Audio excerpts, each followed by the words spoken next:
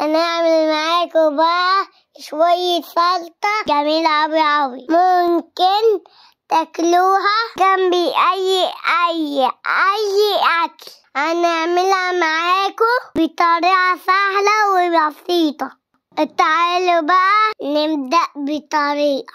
هنقطع الطماطم بالشكل ده، هنقطع الخيار كده، كمان هنقطع الفلفل بالشكل ده، كمان هنقطع البصل بالشكل ده، وهنجيب الكزبرة نغسلها ونقطعها بالشكل ده. وكده خلصنا تقطيع الخضار. تعالوا نعمل أهم خطوة في عمل السلطة. هنجيب البصل اللي قطعناه، هنحط عليه ملح وكمون وشطة وشوية خل ونقلبهم مع بعض. بعد كده هنحط الخضار قطعناه ونقلبهم كويس مع بعض. هنضيف عليهم كوبايتين من مية، أهم حاجة تكون مية ساقعة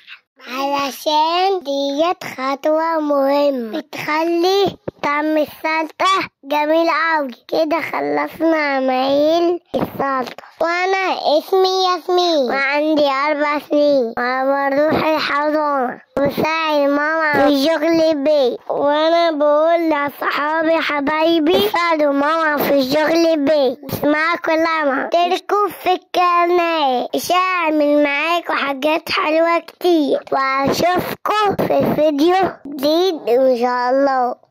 والسلام عليكم ورحمة الله وبركاته. يا رب يملى بيوتنا كلها خير.